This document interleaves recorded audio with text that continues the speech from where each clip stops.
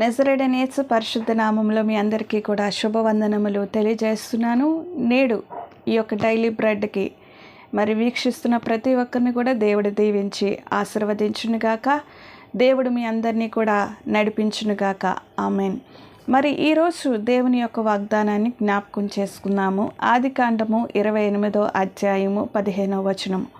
ఇదిగో నేను నీకు తోడై ఉండి నీవు వెళ్ళే ప్రతి స్థలమందు నిన్ను కాపాడదును. ప్రియ దేవుని బిడ్డలారా, ఈరోజు మీ దినాన్ని ప్రారంభిస్తున్నారు, లేకపోతే ఈ దినములో మీకు ఎదురయ్యే సమస్యలు కానీ మీకు ఎదురయ్యే కష్టం కానీ ఏదైనా సరే, మీరు వెళ్ళే ప్రతి స్థలమందు కూడా నిన్ను కాపాడుతానని దేవుని యొక్క వాగ్దానం అనేది దేవుడు అనుగ్రహిస్తున్నాడు. ఈ వాగ్దానంతో మీరు ఆత్మీయంగా బలపరచబడి ముందుకు సాగాలని మిమ్మల్ని ప్రేమపూర్వకంగా మరి ప్రార్థిస్తూ మరి ఈ యొక్క వర్తమానాన్ని అందిస్తున్నాను. ప్రియ దేవుని బిడ్డలారా, దేవుని యొక్క పిలుపును అందుకున్న ప్రతి ఒక్కరూ, అనగా నీవు నేను కూడా దేవుని యొక్క చిత్తంలో దేవుని యొక్క పిలుపులో ప్రయాణం చేస్తున్నాం. ఈ ప్రయాణంలో ఎన్నో ఎదుర్కొంటున్నాము, ఎన్నో కష్టాలు సాతానుడు ద్వారా శోధింపబడుతున్నాము.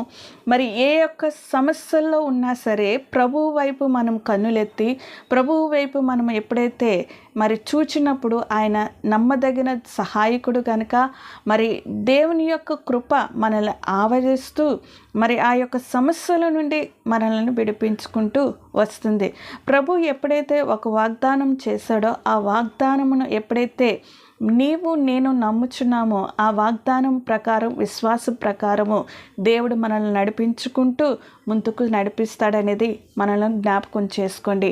అందుకని ఏ అపాయము రాకుండా మనల్ని కాపాడుతానని, మరి ఏ అపాయము నుండి కూడా మనలను మరి అపాయము దగ్గరికి నడిపించకుండా మనలను మరి ఒడ్డుకి చేర్చే ఆ యొక్క శక్తి సామర్థ్యత అనేది దేవుని యొద్ద ఉన్నదనేది మనం జ్ఞాపకం చేసుకోండి. యాకోబు జీవితంలో దేవుడిచ్చిన ఈ యొక్క వాగ్దానాన్ని ఒక్కసారి జ్ఞాపకం చేసుకుందాం. యాకోబు తల్లి చాటు బిడ్డ. ఆయన ఎప్పుడూ కూడా తన ఇంటిని కానీ తన యొక్క దేశాన్ని కానీ తన యొక్క ప్రాంతాన్ని కానీ విడిచి వెళ్ళేవాడు కాదు. కానీ ఒక్కొక్క సమయంలో తన అన్నకు భయపడి మరి ఆ యొక్క ప్రాంతాన్ని, ఇంటిని విడిచిపెట్టి మరి వేరేకో ప్రాంతానికి వెళ్ళినప్పుడు యాకోబుకు దేవుడు తోడై ఉన్నాడు. ఆయన వెళ్ళే ప్రతి స్థలమందు కూడా ఆయన్ని కాపాడుతున్నాడు.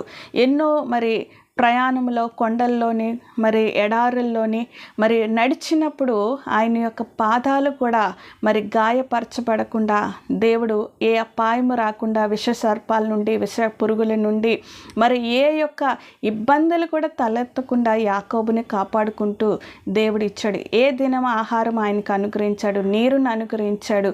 ప్రతి స్థలమందు కూడా యాకోబుకి తోడై ఉన్నాడు.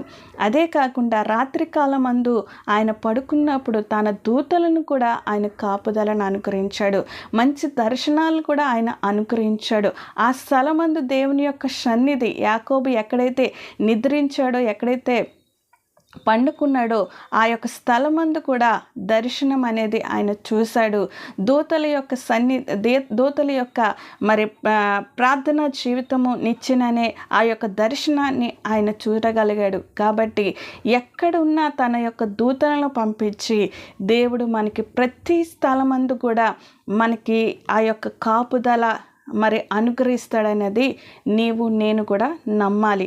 ఎందుకంటే యాకోబు దేవుడు మనకు కూడా దేవుడే కనుక ఆ దేవుడు తన దూతల్ని పంపించి మరి మనం వెళ్ళే ప్రతి స్థలమందు కూడా మనకి కాపుదల అనుగ్రహిస్తాడు.